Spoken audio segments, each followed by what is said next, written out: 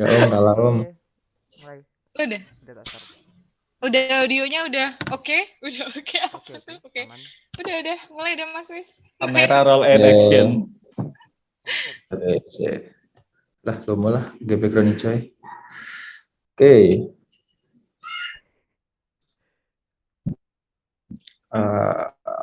Share screen.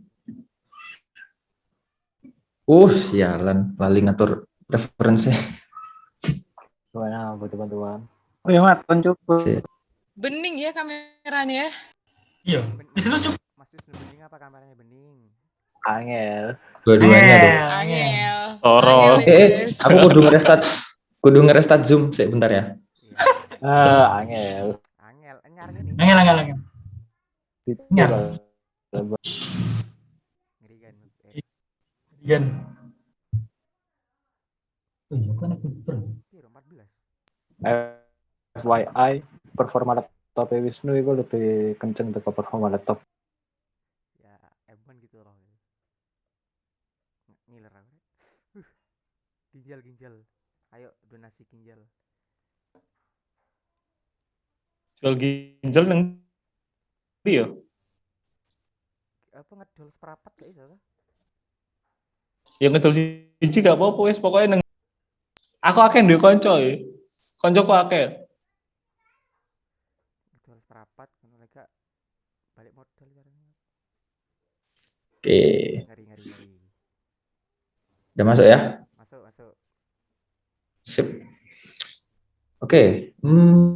Slide di. Nah, oke. Sebentar. Screen. Start. Nice. Oke. Buka ya. Assalamualaikum warahmatullahi wabarakatuh. Waalaikumsalam. Kita ngabuburit hari ini ya kebetulan yang diminta buat ngisi aku, dan kita mau bahas tentang WebSocket dengan Node.js. Nah, sebelum kita masuk ke ngoding-ngodingnya atau prakteknya, mungkin aku mau sedikit bahas tentang WebSocket itu sebenarnya apa sih, terus gunanya kayak gimana, dan kenapa ada WebSocket itu fungsinya apa. Nah, oke, kita masuk ke WebSocket terlebih dahulu. Sebenarnya WebSocket itu apa sih? WebSocket itu adalah protokol yang menyediakan saluran komunikasi full duplex melalui koneksi TCP tunggal. Nah, jadi kalau dulu kita belajar jaringan komputer itu kan ada beberapa metode komunikasi dalam jaringan ya. Ada yang simplex, terus ada yang half duplex, ada yang full duplex. Nah, WebSocket ini adalah salah satu komunikasi yang full duplex, di mana antara satu komputer dengan komputer lain atau device lain, mereka bisa saling berkomunikasi dua arah gitu. Si komputer A bisa ngirim ke komputer B, dari komputer B juga bisa ngirim ke komputer A, dan itu tanpa ada batasan. Jadi dia misalkan sewaktu-waktu dari komputer B mau ngirim ke komputer A itu bisa, terus waktu-waktu juga dari A ke B itu juga bisa. Nah, itu yang membedakan WebSocket dengan beberapa metode yang lainnya. Jadi dia benar-benar sangat fleksibel dan benar-benar mudah lah intinya. Terus kenapa sih ada WebSocket itu? Kenapa orang bikin WebSocket? Bukannya kalau misalkan kita pakai HTTP pun juga udah bisa ya. Kita bisa nge-request ke server, terus kemudian kita dapat respon gitu kan. Nah, sebenarnya WebSocket itu muncul untuk menyelesaikan problem real time pada suatu aplikasi gitu ya. Yang mana saat itu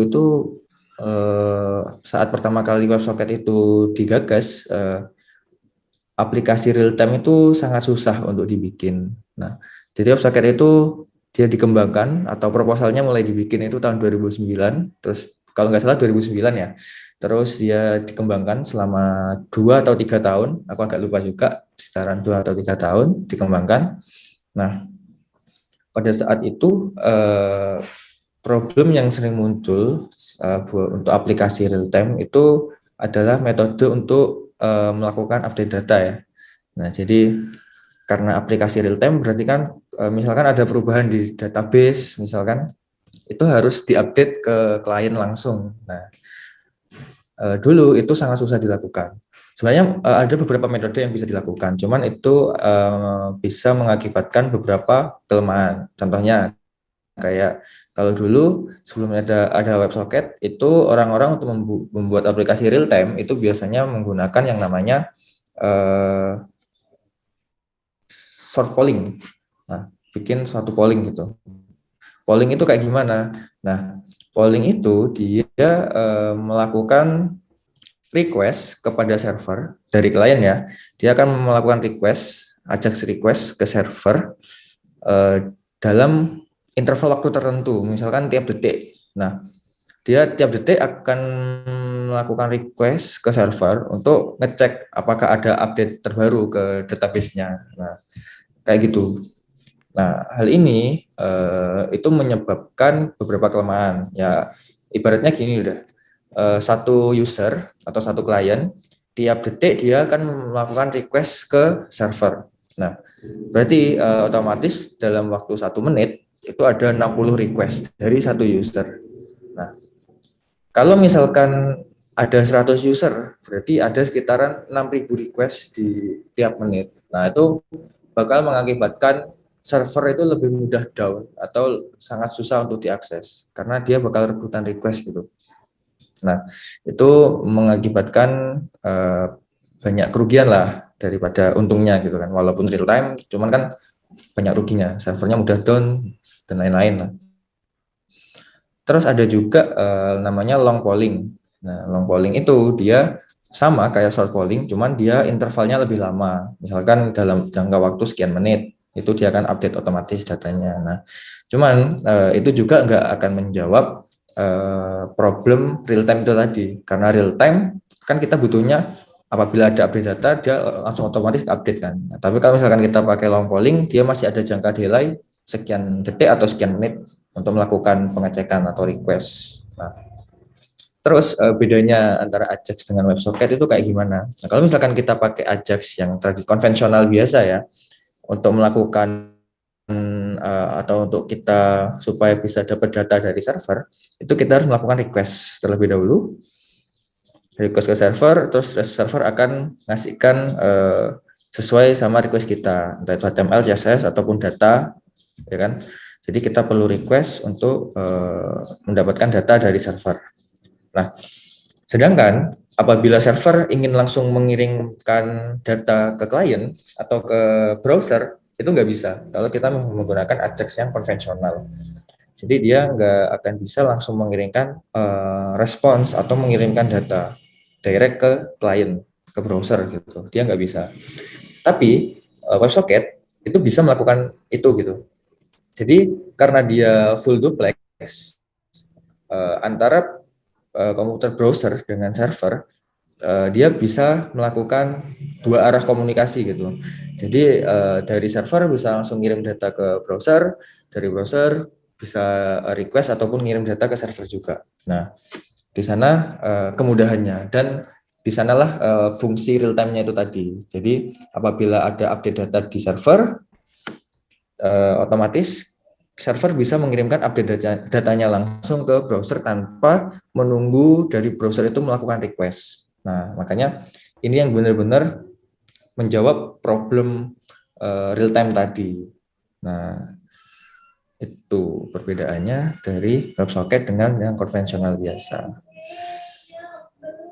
Mungkin kalau untuk pengenalannya cukup itu aja sih ya, karena kita kan juga belajar kulitnya aja, nggak terlalu benar-benar dalam juga, dan aku sendiri pun nggak benar-benar dalam juga di WebSocket ini, cuman aku sekedar ngerti dan pernah implementasi beberapa kali. Mungkin sebelum kita masuk ke code, ada yang perlu ditanyain tentang konsep ataupun tentang teorinya juga. Aman mas, aman. Aman? Ada chat. Kalau soket IO apa mas? Nah, oke. Kalau soket IO kita masuk ke selanjutnya. Nah, buat belajar ini kita harus punya niat yang kuat, soalnya belajar soket itu lumayan menjengkelkan, kalau menurut aku ya. Soalnya kadang kalau kita udah bikin, udah mirip sama, atau udah sesuai sama dokumen, udah sama tutorial gitu, kadang soketnya masih nggak nyambung, atau nggak mau nyambung ke server gitu. Itu cukup menjengkelkan. Terus sedikit basic JavaScript, soalnya kita base-nya sekarang kita mau pakai Node.js. Sebenarnya bisa pakai bahasa lain, bisa pakai Python, bisa pakai Java juga bisa. Cuman karena kenapa aku milih Node.js, karena mungkin biar nyambung aja sih ya. Soalnya kan kalau di sisi klien dia itu juga udah pakai JS, jadi sekalian aja servernya juga pakai JS. Sebenarnya juga bisa pakai Flash kalau di Python, kayak yang dipelajarin anak-anak IF di sistem terdistribusi ya kalau nggak salah ya. Itu dari dosen mereka pakai Flash karena mungkin dari 19 juga terbiasa pakai Python, jadinya mungkin lebih enak ya, pakai Flash. Terus juga sedikit pemahaman tentang soket atau WebSocket yang udah kita tadi ya. Mungkin sedikit analogi aja sebelum kita masuk ke lebih jauh. Kalau misalkan aku bisa analogikan, ibaratnya server itu suatu tandon, terus server itu suatu tandon, maka soket itu ibaratnya kayak suatu selang atau saluran yang nyambung ke tandonnya tadi. Jadi dari selang atau saluran tadi, orang bisa ngisikan air ke tandon, juga bisa mengeluarkan air dari tandon. Nah, analoginya kayak gitulah. Intinya soket itu ibaratnya adalah suatu saluran atau satu koneksi, yang mana dari koneksi itu server itu bisa mengirimkan data ke klien, klien pun juga bisa mengirimkan data ke server. Mungkin biar lebih mudah ya dianalogikan kayak gitu. Terus yang kita pakai itu Node.js yang aku bilang tadi, terus socket.io. Nah, socket.io ini apa? Socket.io ini adalah salah satu library untuk kita menggunakan socket. Jadi kita nggak perlu lagi buat susah-susah bikin socket manual. Dulu aku pernah tuh bikin socket manual pakai Java di mata kuliah apa ya? Pemrograman jaringan kalau nggak salah. Nah, itu masih belum WebSocket sebenarnya, tapi itu socket biasa, TCP socket lah. Yang mana itu benar-benar ribet banget untuk nyambunginnya dari klien atau dari satu komputer lain, terus juga buat mecah thread-nya supaya dia jalan secara asinkronus dan lain-lain, itu benar-benar ribet. Nah, tapi sekarang udah ada socket.io, yang mana socket.io ini library yang memudahkan kita untuk menyambungkan socket gitulah intinya ya. Jadi kita tinggal install socket.io-nya di server, terus kita juga bisa pakai CDN di klien, ataupun juga bisa pakai JavaScript internal, itu pakai socket.io bisa di-download juga. Tapi biasanya lebih enak pakai CDN sih, tinggal copy paste. Nah, kita tinggal copy paste, kita tinggal install, kita udah bisa langsung sambungin socket menggunakan metode-metode yang ada di socket.io. Jadi dia bakal lebih memudahkan kita dalam membuat socket. Apakah hanya socket.io library yang untuk menggunakan WebSocket? Enggak, ada banyak. Selain WebSocket juga ada lain-lain. Misalkan kalau di Laravel itu biasanya pakai parser kalau nggak salah, ada parser, terus juga banyak lah. Cuman socket.io ini gratis, free, jadi kita bisa bebas menggunakan function-function yang ada di dalamnya. Nah, itu Oke, mungkin sebelum lanjut ada yang mau ditanyakan lagi?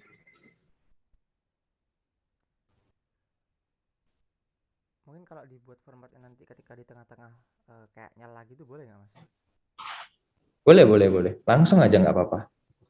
Oke. Santai. Usar ke WebSocket lah.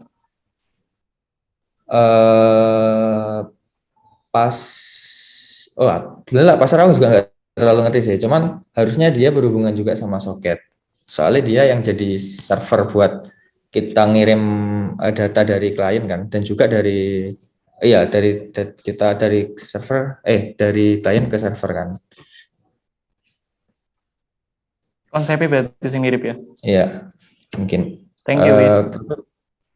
Oke. Cuman kalau pasar kan bayar ya di beberapa request tertentu, atau dalam cakupan Dibatasi tertentu. request ya. Ya, dibatasin. Kalau soket dari IO ini enak, dia bebas, free, jadi kita bisa pakai semau kita. Oke, mungkin langsung aja ya kita coba bikin ngodingnya tentang soket. Terminal mana terminal?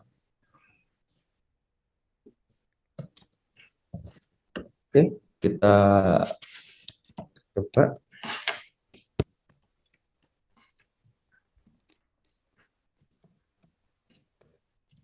Di mana ya? Terus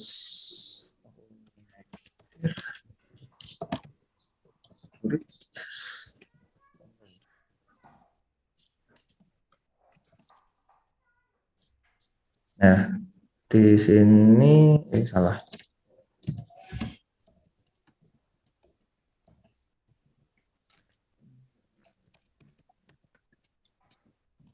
Oke, di sini kita lakuin buat inisiasi Node.js-nya dulu. Terus juga nanti kita pakai Express buat memudahkan juga buat ngelola routingnya ya. Cuman itu nggak wajib sih, tapi ntar kita lebih bahas secara mendalam soketnya. Mungkin kita bisa langsung aja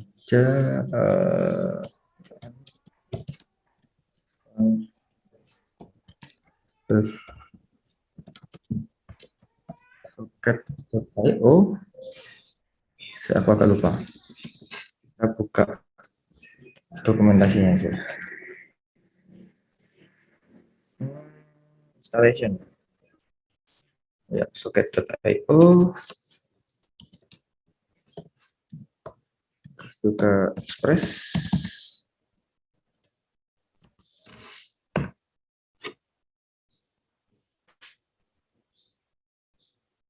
Kalamat.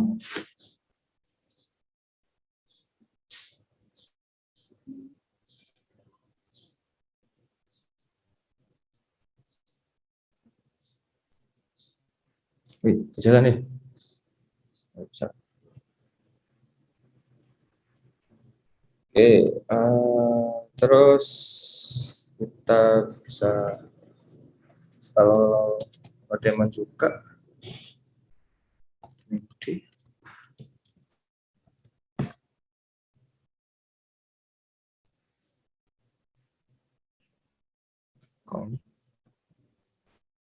Oke,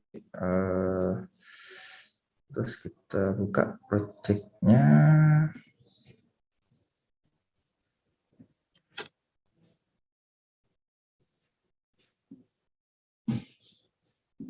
Project kampus soket algoritma open. Oke.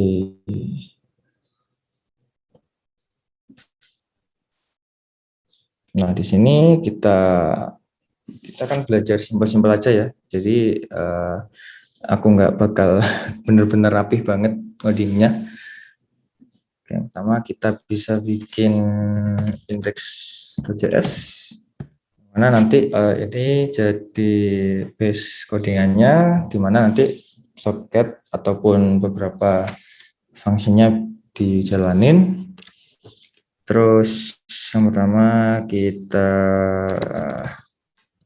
install Express-nya, require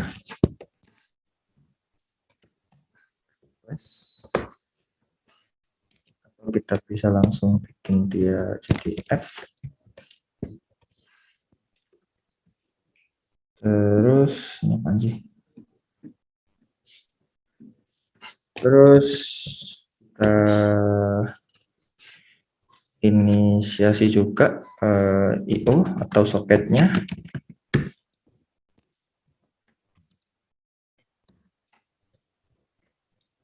Soket IO.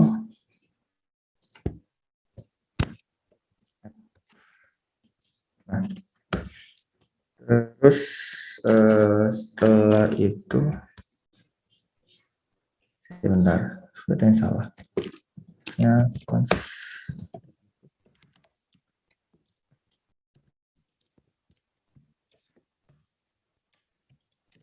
server.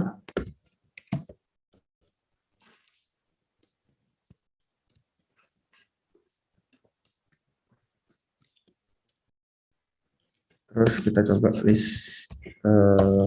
Kalau biasanya di Express itu yang kita listan itu app. Ini kalau di Express biasanya kita app.listen. Cuman karena kita pakai soket yang mana dia pakai HTTP juga, maka yang kita listen itu harus HTTP-nya. Listen akan dibuat 3000.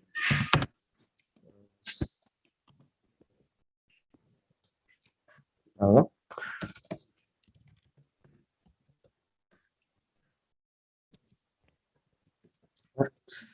itu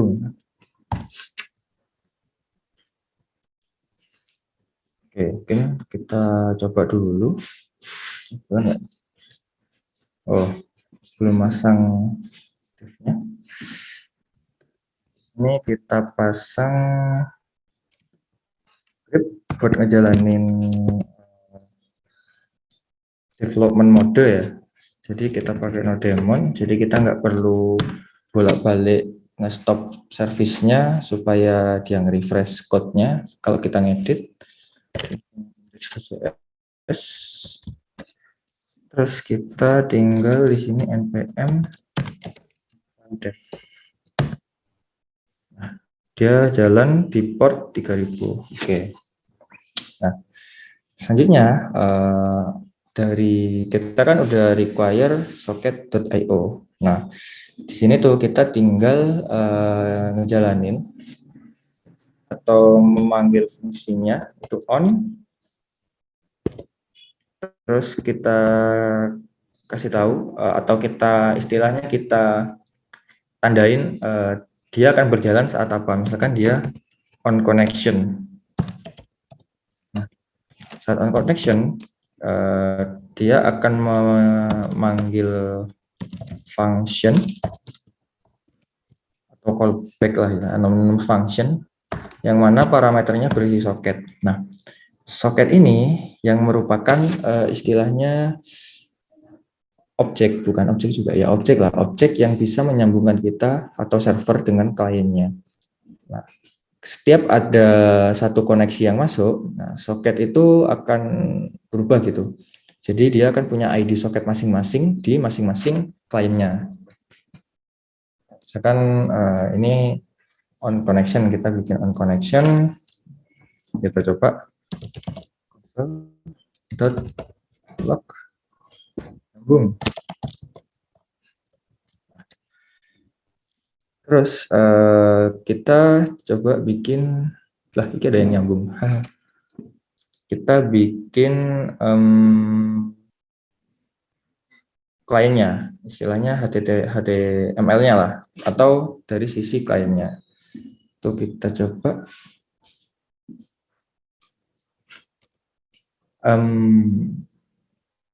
index. Kita pakai directory dulu. Jadi gak dimarahin Mas Migdad, gak rapi. Iya.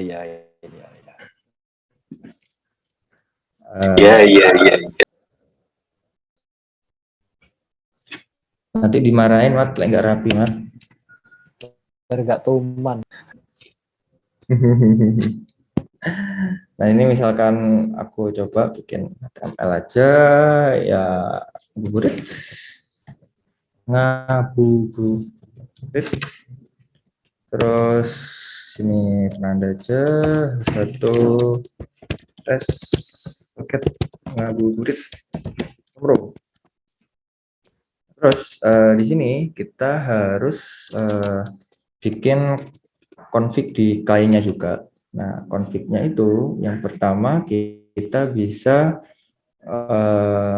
pakai script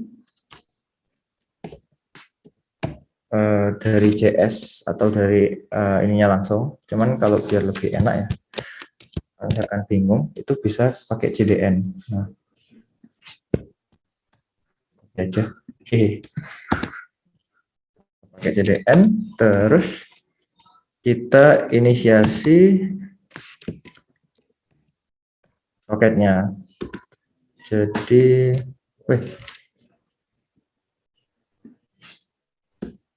soketnya itu bisa pakai var misalkan soket dengan langsung IO kayak gini. Nah, nanti kalau misalkan web ini di load, dia akan otomatis manggil function IO dari library yang udah kita include atau kita inisiasi.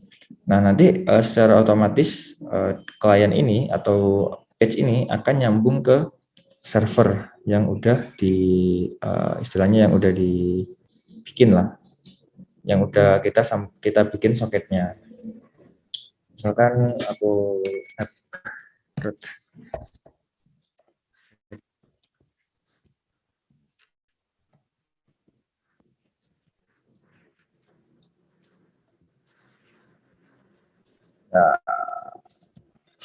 itu sih banter banget. Kan kita pakai sensor aja. Setnya dari Fuse next dot. Oke, coba kita akses. Aku juga udah nyoba sih. Oops, error. Pet must be sensor.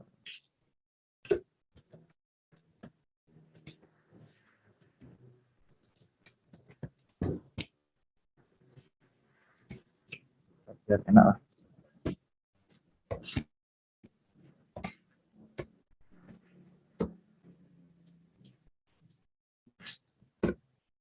Oke.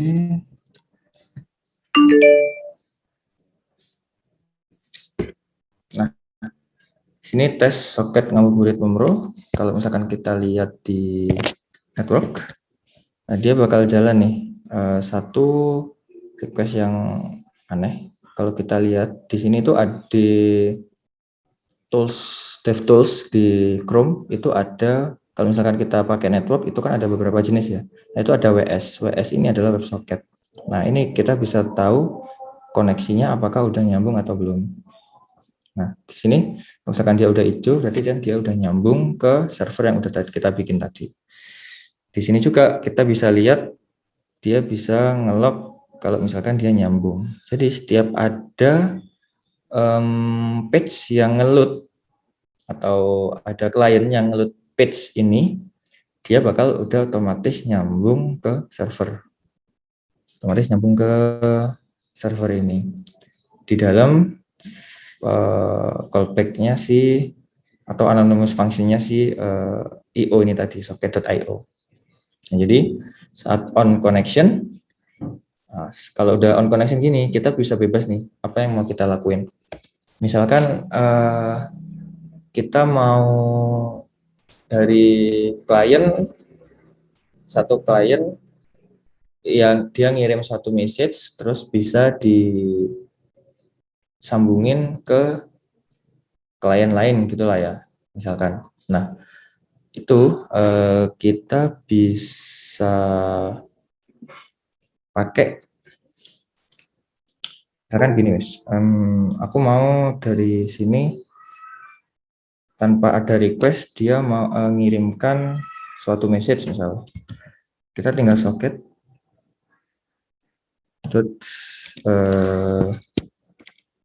emit sebenarnya. Kalau misalkan dia nyambung, dia nge-emit event apa. Jadi misalkan kita event connect gitu. Terus message apa yang mau kita kirimin? Misalkan message Nyambung nih. Nah, ini dia saat dia connect, dia bakal otomatis ngirimkan message ini. Tapi syaratnya supaya si klien dia tahu message-nya juga, dia harus punya event yang dia tulis di kliennya. Misalkan kalau di sini kita pakai event connect, salah. Di sini kita bisa pakai socket.on connect.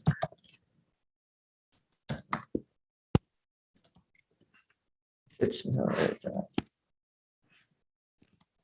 data terus dari sini kita mau tampilin di sini wes div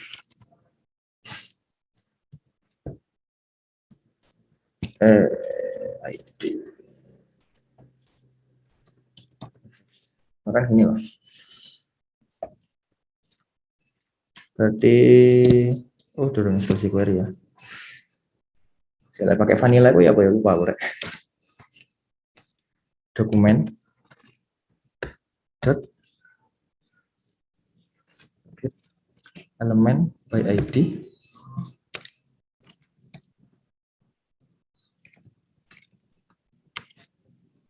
ID-nya message. Terus misalkan aku mau message dot saya olah ya, Bro. HTML. HTML itu data dot message.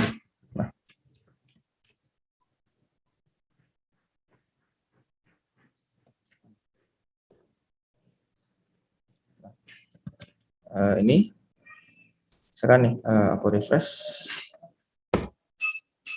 error.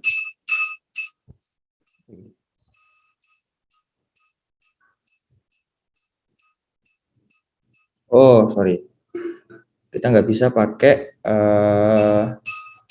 beberapa event yang udah di define sama socket.io connect.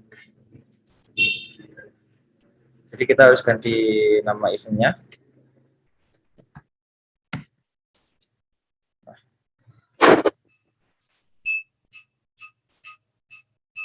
Nah, dia bakal otomatis langsung nampilin ini juga. Terus misalkan nih dari di sini aku mau di server aku mau ngasih interval nih di dalam sini. Misalkan saya lali cara nih set interval di CS apa? Ada yang inget nggak? Set timeout, Oke. minus function, koma, delay. Oke, thank you. Set timeout, minus function. Bahkan di sini kita beремit. Terus kita kasih jeda waktu berapa detik ini? Misalkan 3 detik. Dari saat pertama kali dia connect. Nah, itu bisa kita coba nih. Nah, dia bakal otomatis nyambung lagi. Astaga, beda motor.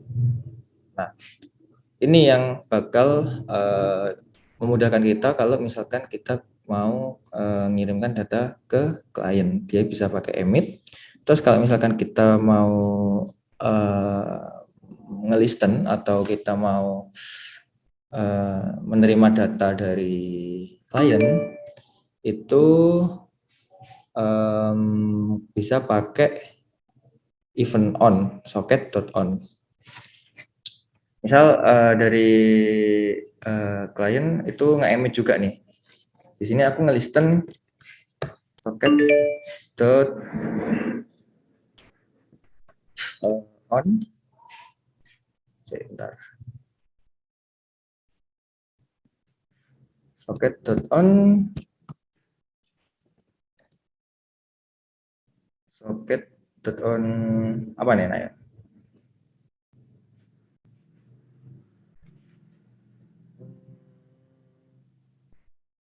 Message very ideal. Socket on message.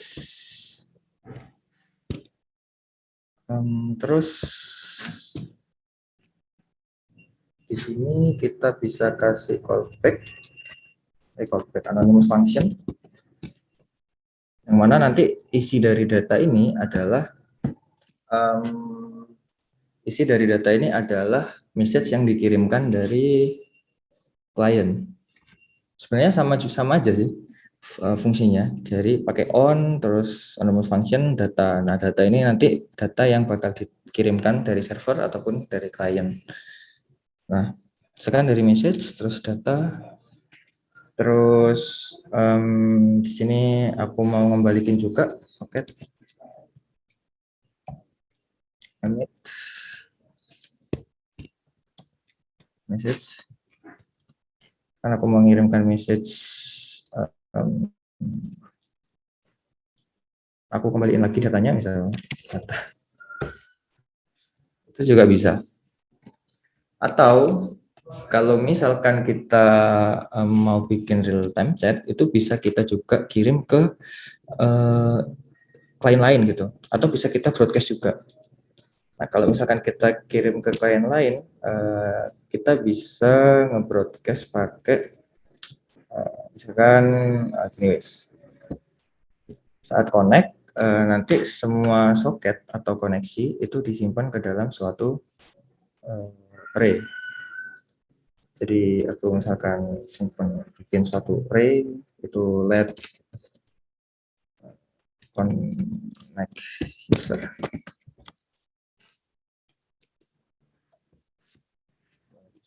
Terus setiap ada yang connect, aku save dia soketnya ke dalam connect user. Jadi connect user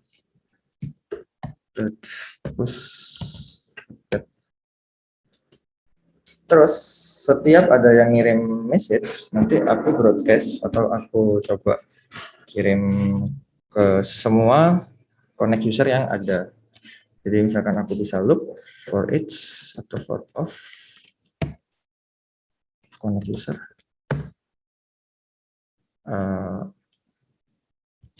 Soket aja, jangan. Terus bisa kita emit user dot emit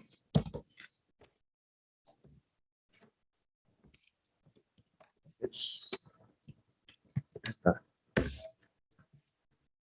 Nah, ini simbol-simbolan aja ya. Sebenarnya banyak banget sih function yang ada di socket.io itu yang bisa dilakuin atau yang bisa buat macam-macam. Misalnya untuk nge-broadcast, terus juga bisa buat bikin custom room. Jadi nanti dalam satu room ada beberapa klien, itu juga bisa dilakuin. Cuman itu bakal deep banget, dan kalau dibahas bisa sampai subuh ya.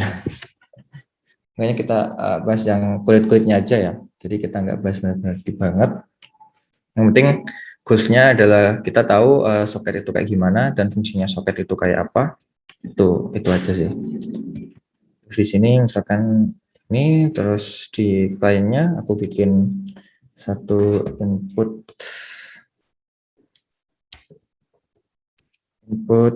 box terus sama button submit. Sini kita kasih ID double Allah.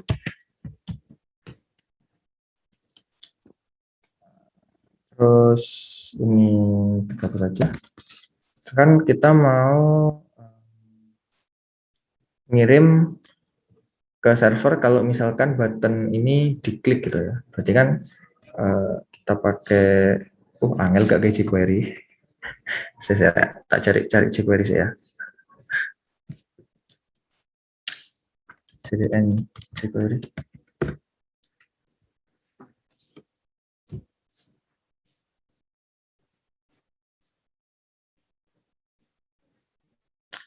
Imut. Astagfirullah. Wih, apa sih?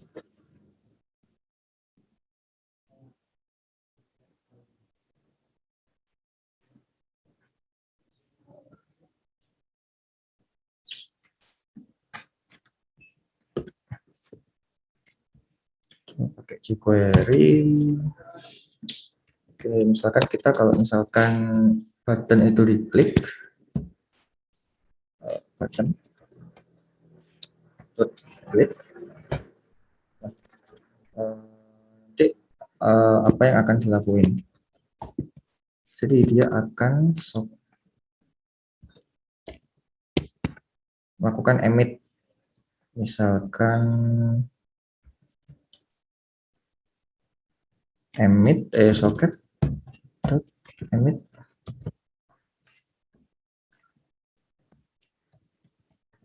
berupa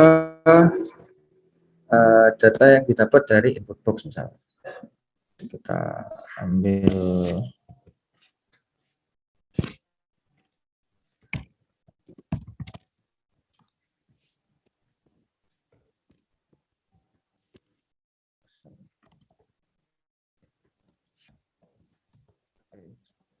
file.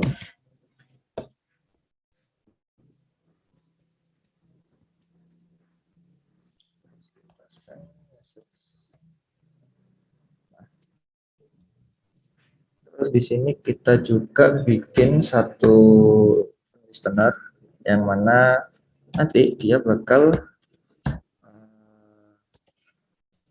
jalan kalau misalkan ada event message yang kirim gitu.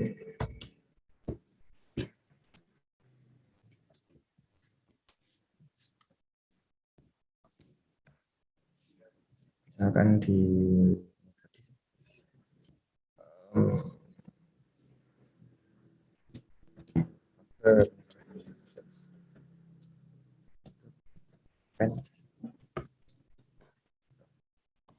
misalkan gitu lah. Oke, misalkan kita bikin kayak gini. Kita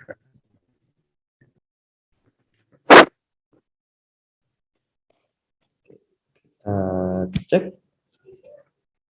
koneksinya aman. Terus konsol ada error? Enggak ada. Itu band error. Terus misalkan kita mau bikin halo. Submit. Nah, kalau kita lihat di network, dia bakal mana? Nah, di sini kita bisa tahu nih, oh kita nge-send message hello. Terus di sini dia mengembalikan message kita sendiri. Terus kalau misalkan aku buka di tab lain nih, di konto misalkan 3000. Nah, di sini misalkan kita ngetik oke, submit. Nah, dia bakal otomatis juga muncul di page lain atau di page lain. Nah, fungsinya itu. Jadi alur kerjanya setelah dia nge-submit, di sini kan dia bakal melakukan emit ya. Istilahnya emit itu dia bakal ngirim data ke server gitu loh. Ngirim data ke server. Kemudian di server di event message, ini kan kita pakai eventnya message, penandanya event message. Nah, di event message karena dia dipanggil, nah, otomatis datanya dia akan masuk ke anonymous function-nya. Terus di dalam anonymous function-nya aku ngelakuin loop di setiap user yang sedang connect atau yang lagi connect di servernya gitu. Ini kita pakai penyimpanannya sederhana, pakai array. Di dalam array-nya nanti kita bakal menyimpan objek-objek soket dari masing-masing klien. Nah, terus aku loop. Di loop setiap soketnya kita kirimin message sesuai sama yang dikirim dari salah satu klien. Nah, nanti otomatis data yang di-emit bakal muncul di semua klien yang sedang akses page-nya gitu. Nah, kayak gitu. Itu yang ngejawab problem real time-nya tadi. Jadi setiap ada event sesuatu, kita bisa langsung mengirimkan message atau kita mengirimkan data ke klien secara langsung tanpa klien itu nunggu request atau melakukan request gitu. Kayak ini tadi kita langsung ngirim-ngirim aja, kita submit. Nah, dia kan nggak ngelakuin request apa-apa ya kalau dari kliennya ya. Dia cuma nunggu aja, tapi datanya bisa masuk. Nah, itu fungsinya dari WebSocket sendiri. Kayak gitu. Oke, mungkin ada yang mau tanya, sharing-sharing?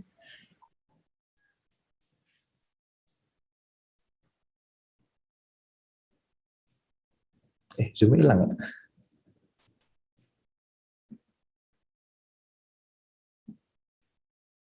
Halo.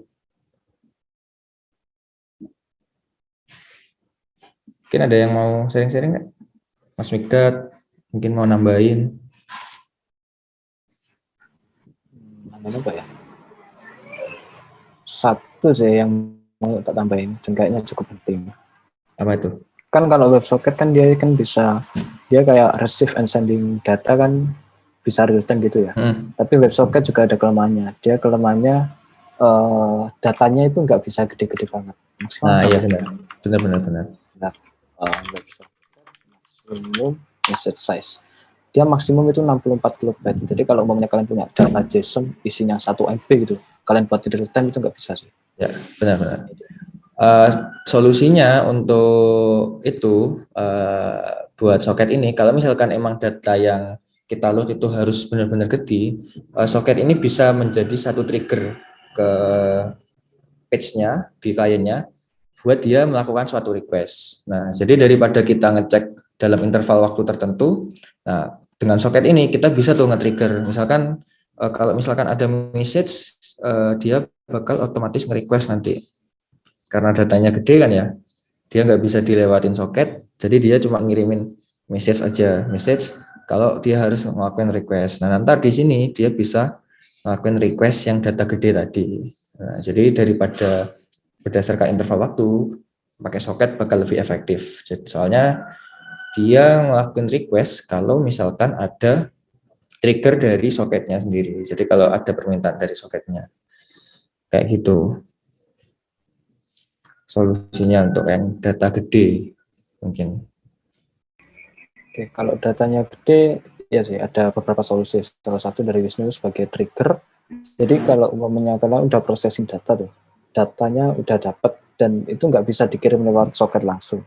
Caranya data hasil proses tadi itu kalian simpan ke database atau cards kayak Redis itu, simpan ke database. Habis itu ngirim soket kayak trigger, nge-trigger untuk nge-get data dengan ID ini ke klien. Habis itu kliennya itu ambil data lah dari database tersebut. Jadi kayak gitu kalau pengen return. Atau ada lagi yang lebih advance, kalian bisa pakai message broker ya, tapi itu ribet banget. Hello World itu ngerjainnya, belajarnya mungkin 3 jam lebih ngerjainnya. Kalau nggak paham. Aku nggak paham message broker. Gimana kalau besok materinya message broker aja, Mas? Jangan Docker. Yakin. Aja.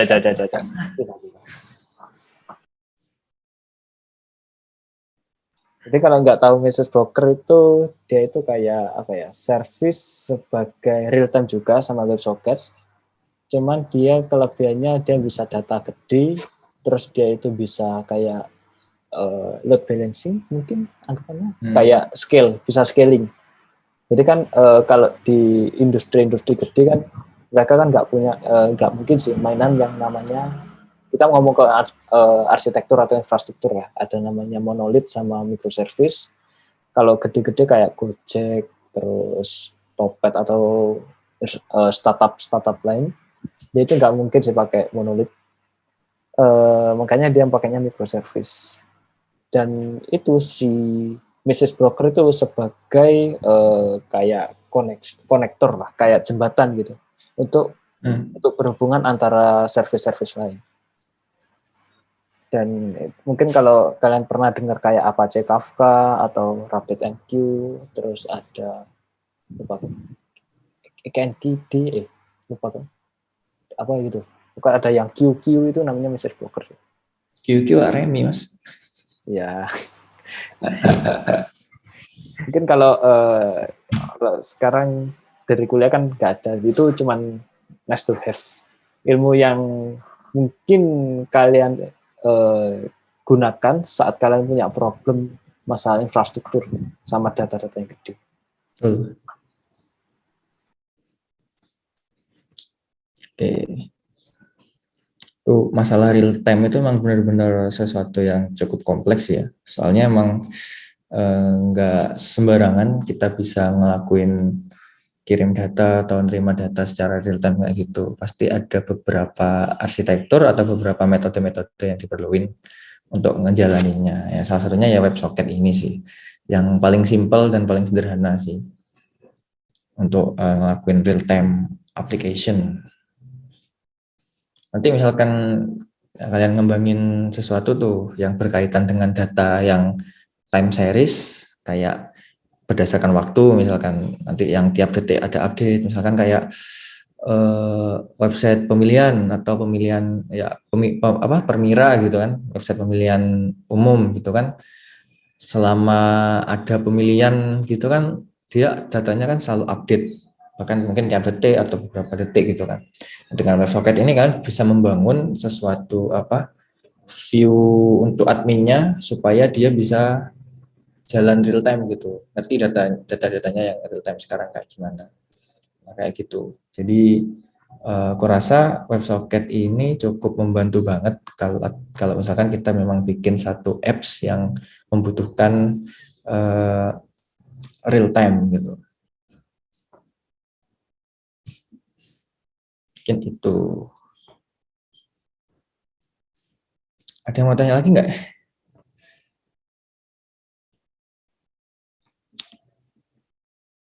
Tentang socket atau yang lain nggak masalah.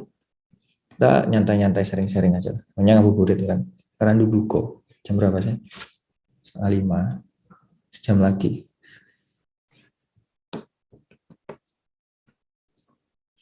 Oke, ada yang mau tanya lagi mungkin? Anak Mas Manu. Halo Mas. Halo. Gabut Mas Manu ya kayak. Sibuk soalnya biasanya. Ya. Enggak sibuk. Minta yang sibuk. Mau batas case Bun.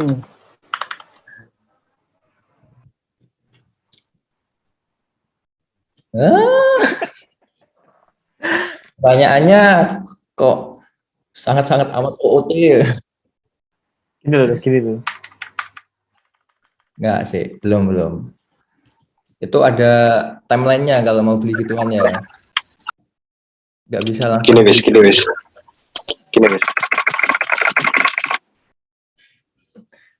Enakan Magic Keyboardnya MacBook kok, santai. Kalau di ini ada IF nggak? Ada IF nggak? Anak IF banyak. Mungkin wes dari pelajaran apa? Sister. Suster terdistribusi itu ada kebingungan atau apa kayak itu bisa Karena sing melu arek-arek serius. Bagus. iya. Angin. Soalnya emang katane anak-anak emang ya gak jelas lah. Awal-awal WebSocket, terus selanjutnya nggak tahu belajar apa sih sebenarnya. Kan waktu awal-awal kan WebSocket kan pakai Flash, pakai socket I/O. Terus habis itu terus aku setelah pertama kali masuk itu sampai sekarang aku nggak pernah masuk lagi. Nah aku nggak nyimak sih aku pelajaran apa, tapi kata anak-anak nggak nyambung ya sama WebSocket. Oke. Jelasin lah outline-nya apa, garis besarnya. Garis besarnya kenapa nggak buka ya, aja MMP. Kapan terakhir kali buka MMP aku? Aku bisa sendiri. Nggak pernah buka MMP. Oh, jangan tanya. Kayak wes 6 deh aku.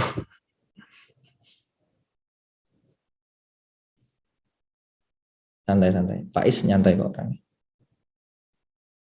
Wah, sistem terdistribusi.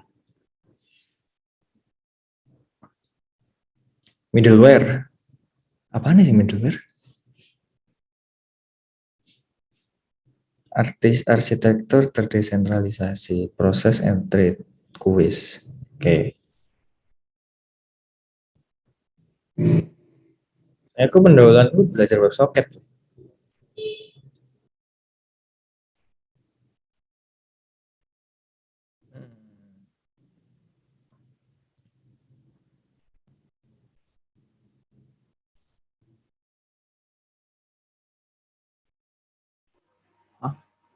Sore.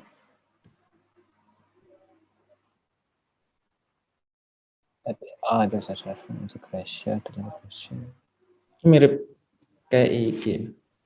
Arsitektur ya yang sering dipakai sekarang nggak sih Mas Mik? Kayak microservice dan lain-lain. Tapi itu harusnya iya sih. Distributed system, oke. Ya sih. Kayaknya apa ya, terlalu advance ya. Tapi saranku pelajaran sih.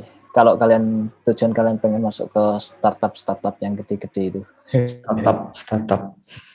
Itu penting sih.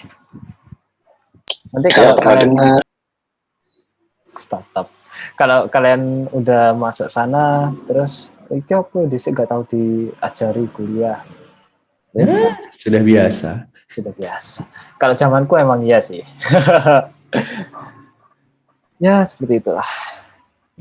Kalau di startup mungkin di sana-sana itu banyak ilmu yang apa ya?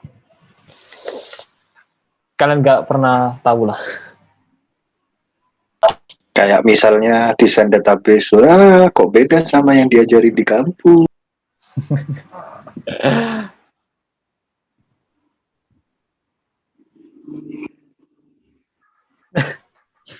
Dulu aku mau arsitektur apa terpusat dan desentralisasi. Lah itu terpusat itu kayak monolit, terus desentralisasi itu kayak microservice harusnya. Apa bisa BPT ini? Iki siapa dosen? Pak Is. Berarti aku skripsi ngadep wong iki kok ibaratnya. Sarkas. Loh, sama Pak Is Anda skripsi. Bukannya sama Prof saya ada. Arsitektur serius. Bukannya Bu Nelly. Arsitektur anak. Arsitektur Pak Is ya kak ya. Oh, oke. Gimana, Fahri?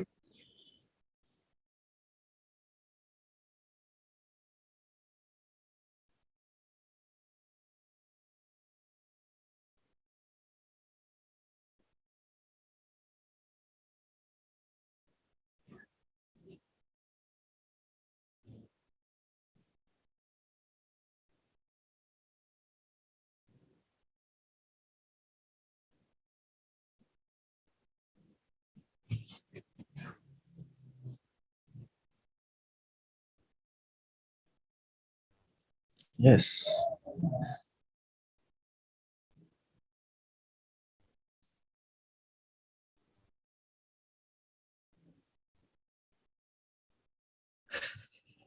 Sabar. Semangat.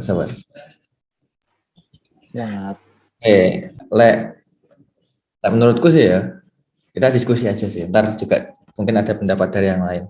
Mungkin menurutku masalah kurikulum ya atau materi dari kuliah itu emang dosen sendiri pun ngakuin kalau misalkan nggak mungkin materi yang ada di kuliah itu 100% relevan dengan apa yang dibutuhkan industri sekarang.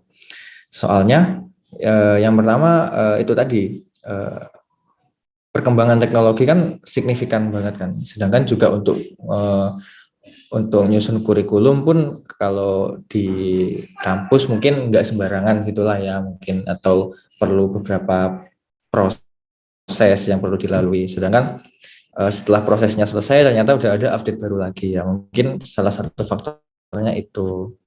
Terus juga Kalau misalkan kurikulum ini selalu ngikutin relevansi yang ada sekarang, mungkin ini sih kalau misalkan nih aku awalnya dasarnya belajarnya pakai Java di Algo gitu misalkan. Habis itu ternyata PBO, wah ternyata sekarang yang lebih dibutuhin Python nih. Nah itu nanti kayak ada nggak apa ya, antara satu sama lain yang udah kita tempuh itu nggak ada berkorelasi gitu lah ya. Ada korelasi mungkin di segi konsep dan lain-lain, cuman kalau misalkan kita bahasnya masalah yang udah agak advance itu pasti agak bakal mempengaruhi juga. Kalau misalkan dasarnya apa terus nanti kita belajar yang lebih lanjutnya apa lain gitu, pasti juga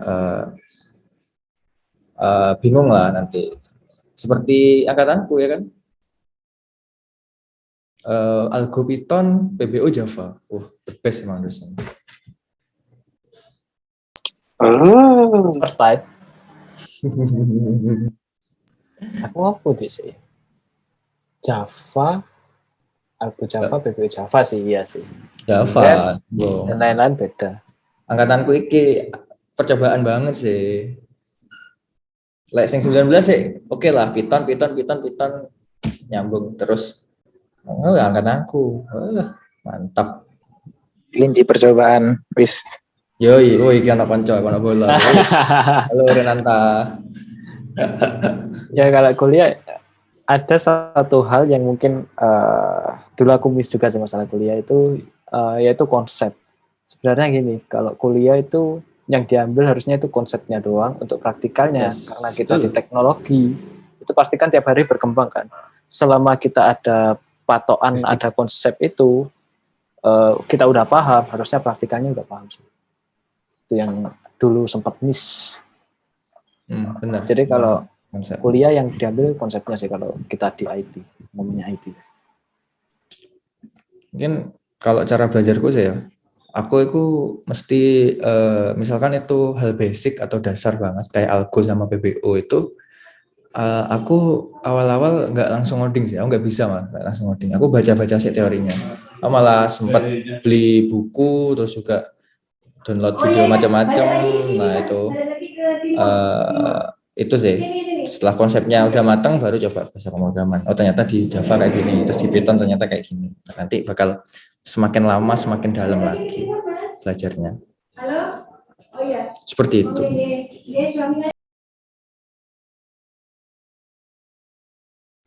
Tapi mungkin ada beberapa orang yang pengen tahu konsepnya, dia itu ngoding dulu. Nah ya ada juga yang kayak gitu di reverse, mungkin bisa juga. Tergantung masing-masing sih sebenarnya. Mau praktek dulu atau belajar teori dulu. Cuman kalau aku nyaman buat cari teorinya dulu baru praktek. Lebih nyaman kayak gitu.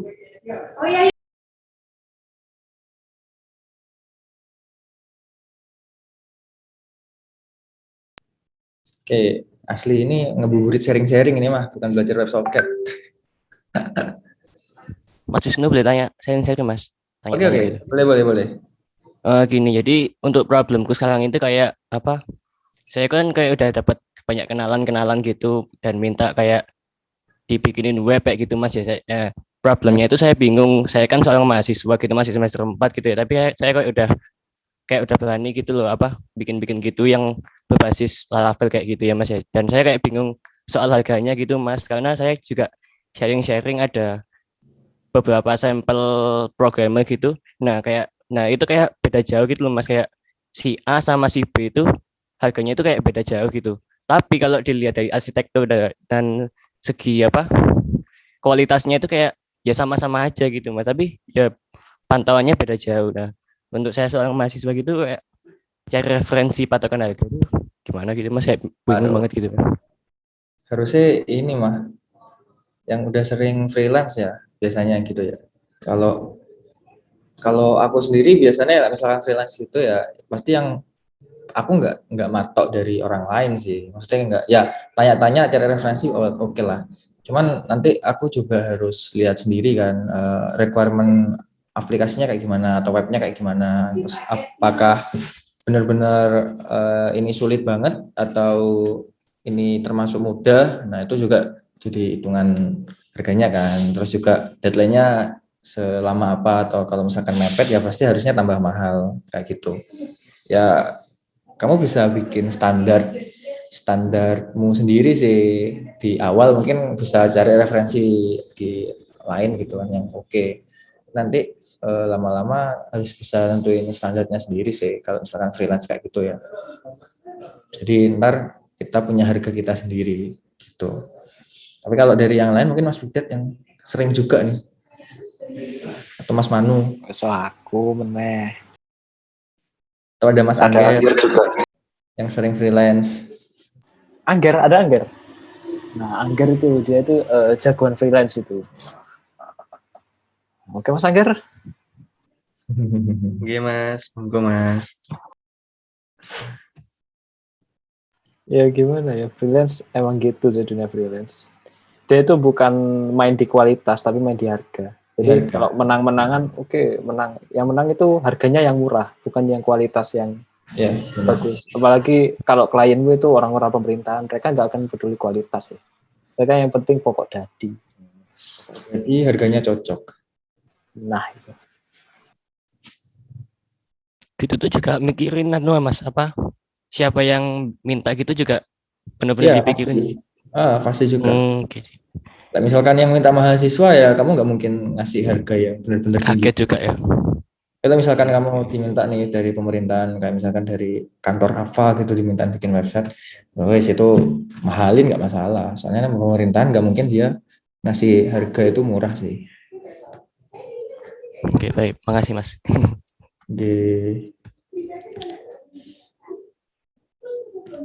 Seru nih sharing-sharing. Oke, ada lagi nggak nih yang mau diskusi tentang sesuatu mungkin?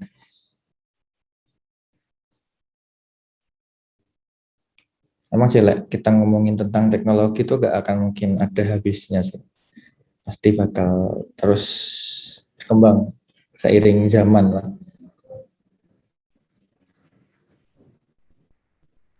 Enak mana Mas, kerja di bawah orang atau freelance? Tergantung.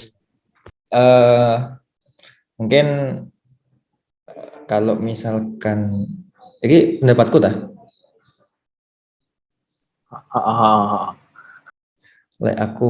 Pendapatku sih ini sih bedanya mungkin kita freelance sama kita udah kalau kita kerja di satu ya startup gitulah, punya di satu startup. Bedanya mungkin kalau kita freelance kita ngoding ya seenak jidat kita gitulah. Serah kita mau ngoding model gimana, yang penting kan aplikasinya jalan sesuai sama permintaannya dari user kan, dari klien gitulah. Tapi kalau misalkan di startup kita nggak bisa ngoding seenaknya kan, kita juga harus nentuin standarnya juga. Terus juga kita mikirin teman kita yang lain yang ngoding bareng kita kan, itu kan kerjanya secara tim. Jadi kita nggak bisa ngoding seenaknya sendiri lah. Kita harus mikirin juga teman kita nanti bakalan kesusahan atau enggak atau gimana. Nah, terus mungkin kalau dibilang enak mana, kalau bagi orang yang suka cari pengalaman dan cari ilmu itu bakal lebih seru di startup sih. Soalnya di startup itu nggak cuma kita ngembangin ilmu hard skill-nya aja, tapi juga soft skill pasti kita juga dikembangin. Kayak cara komunikasi kita sama orang, terus juga sama kita gimana cara bekerja sama dengan tim, kayak gitu-gitu juga bakal penting banget kita ke depannya kan. Makanya mungkin kalau menurut pandangan aku lebih cocok sama yang kerja bareng di bawah orang gitulah. Karena dari segi pengalaman juga benar-benar kerasa banget. Jadi kalau ikut orang itu Mas Yusuf ya apa? Kayak mau nggak mau kita harus mempelajarin MVC yang udah dibuat sana gitu ya. MVC-nya kayak gimana harus dipelajarin. Tapi juga ngeluh juga sih ngajarin MVC-nya orang. Paling enak emang juga pakai MVC sendiri Mas. Ya, kalau enaknya freelance kita bebas, kita mau ngoding model kayak gimana kan, kita mau kita mau bikin MVC, MVVM, atau kita mau coding native tanpa Arran, terserah kita. Cuman dari segi pengalaman, kalau freelance itu karena kita ngoding seenak kita, pasti kita bakal, kalau misalkan kita nyaman Laravel, ya udah kita bakal pakai Laravel terus misalkan gitu. Tapi kalau misalkan kita kerja di orang, suatu saat kita pasti dituntut untuk belajar yang lain gitu. Misalkan kita lagi butuh orang buat Node.js nih, udah kamu belajar ya Node.js. Nah, sana kita bakal dituntut juga buat growth gitu. Kita bakal bisa lebih berkembang lagi. Kayak gitu sih kalau dari aku ya. Atau mungkin dari Mas Mikdad mau nambahin. Aku meneh. Ini BTW aku pengisi nih bar ini ya. Ya sesuk kan tak kancani pisan. Dua. Iya. Atau Mas Manu atau Mas Angger atau teman-teman yang lain juga pengen sharing-sharing pengalaman nggak apa-apa. Saya masih mahasiswa, Mas. Iya. Eskom nyimak.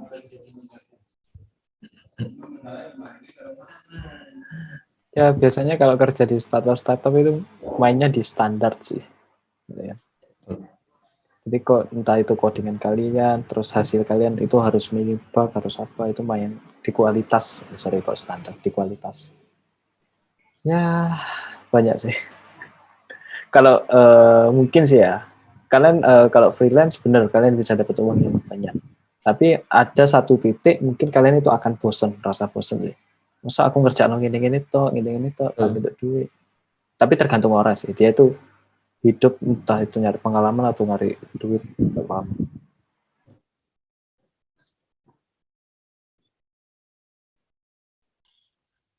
Ngeri ya, Mikdad Golden Wasty. Angel. Oh besok semakin banyak itu kata-kata mutiara, santai. Penutupan. Kata-kata mutiara. Aku oleh ngomong chat. Sharing-sharing cara beli MacBook gimana Mas Anjir. Caranya buka Tokopedia, cari toko yang jual MacBook, di check out, dibayar, udah.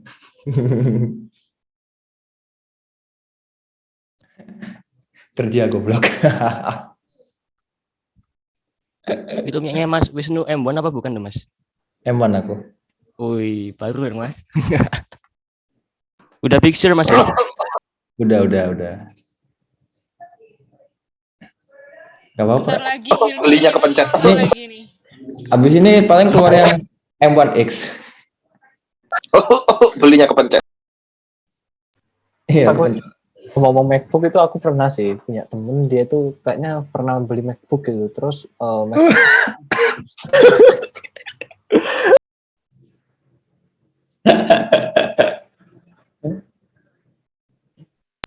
itu pakai Mas masih udah update 20.04 Mas. apa itu? Ubuntu-nya. Hah? Tuh Mas Apa itu? MacBook. Dulu kayak PKB kayak 20.04 apa Ubuntu deh. Apa itu? Wih. Anda tidak ingat masa lalu. Wih, yang seru sih. Biasanya kalau tingkatan orang-orang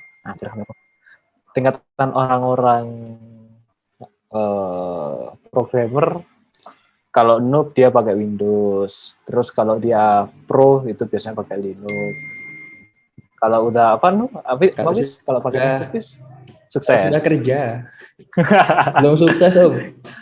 Oh iya, saringnya. Berarti Angger noob ya? Noob itu dia pakai Windows itu. Masa masih Cuman sekarang 2000 sekarang kan masih install XAMPP, Pak. Aduh. Cuma sekarang kan Windows udah ada ini sih, WSL buat Linux. Jadi udah lumayan memudahkan mungkin sih. Kayaknya. Oke, tanya Mas Wisnu. Itu di macOS ada emulator Windows apa? Android itu? Wah, aku nggak pernah mainan Android. Harusnya ada sih. Harusnya ada. Makanya kendalanya Linux Windows kan nggak bisa ngetes versi iOS-nya dulu Mas. Jadi harus pinjam yang MacBook atau butuh iPhone gitu. Tapi kalau di macOS nggak tahu sih bisa Android atau enggak itu. Ada. Kalau Android nggak ngerti ya. Tapi kalau iOS ada sih. iOS ada. iOS bisa. Lucu mas, iOS MacBook nggak ada iOS-nya. Iya. Makanya, aku nggak pernah bukan nggak pernah sih. Ya selama di Mac belum pernah nyentuh ngoding Android sih. Soalnya ya masih nggak fokus di bidang itu. Jadi pakai Swift ya. Ada itu anak 17 yang mainan Swift, Mas Marco kalau nggak salah. Mainan Swift di mainan apa? Python gitu di MacBook, di iOS. Kalau mau tanya-tanya bisa ke Mas Marco.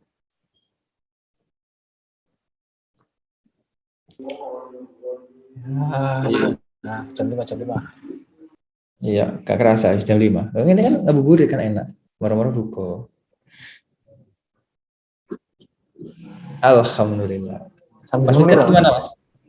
Aku nonton sambil ngemil gitu. Sambil nge-vape. Gak percaya?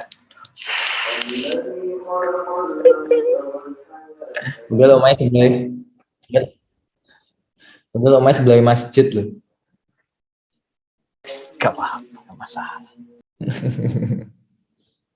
Wis habis lebaran jadi beli yang satu box wis.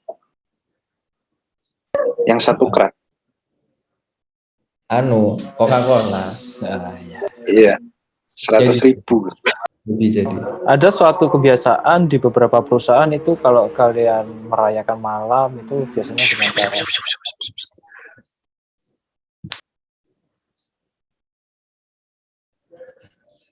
ngelek di sini ngelek. Sudah. Udah jam 5 ya? Oke. Gak ada yang mau tanya lagi kan? Mau tanya Mas, soket.io itu ngaruhin SEO nggak Mas? Setahu Anda lebih ngerti SEO BTW. Kayaknya sih enggak sih ya. Soalnya kan dia enggak main di anunya sih, enggak ngehambat Google buat ngeindeks si page-nya kan. Seharusnya. Jadi kayaknya sih enggak ada masalah ya kayak di SEO. Cuman kan Oke. sih nggak ada masalah. Harusnya Mas Manu nih sharing-sharing tentang SEO. Nakalan, di cancel. Iya, Mas Manu nih terlambat ACC-nya. Ya.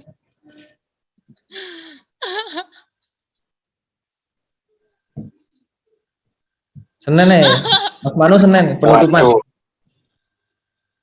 Senin Mas Manu. Mas Manu mau ngisi Selasa katanya. Ya, Senin penutupan. SEO adalah salah satu bidang yang mungkin solusi buat yang susah ngoding. Senin Selasa saya kerja weh. Oh iya ding. Rebu kan libur. Sambil takbiran. Iya, lah. Duniawi. Takbiran with pemro, wes. Ngisi Mas Manu. Kan sangar. Isi slide-ku takbiran.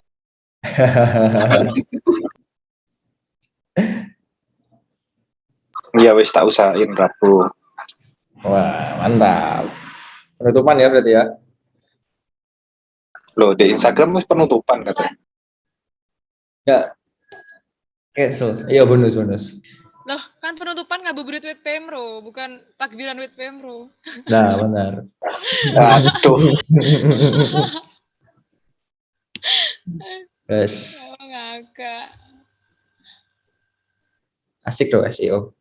Buat yang nggak tahu. Asik kok, nggak ngoding sama sekali kok. Asik kok. SEO itu kayak orang kayak orang sales tapi versi digital. Versi digital. Gitu. Gawat. Lebih ke dukun nggak ya?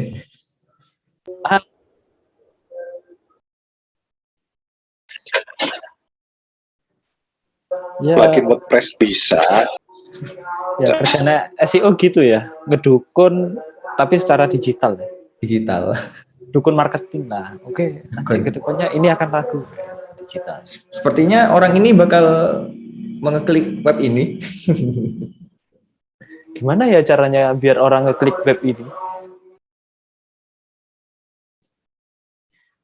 Berarti kok judulnya ini ngedukun modern. Mending tutup saya sebelum mau out tutup si Aina. Oke, mungkin sekian ya kita sharing-sharing kali ini. Mungkin kalau tentang materi WebSocket ya itu tadi. Mungkin kalau yang pengen belajar lebih lanjut bisa baca-baca juga atau cari video di YouTube banyak. Dan juga kalau misalkan mau tanya-tanya sama aku nggak masalah, bisa chat aja. Cuman aku jarang on di WA, lebih sering di Telegram. Jadi mungkin bisa chat di Telegram kalau misalkan pengen fast respon ya. Oke, mungkin ya secure. Oke, mungkin itu aja kalau dari aku. Terima kasih banyak yang udah hadir dan sharing-sharingnya juga dari Mas Midhat, Mas Manu, dan teman-teman yang lain. Assalamualaikum warahmatullahi wabarakatuh. Waalaikumsalam.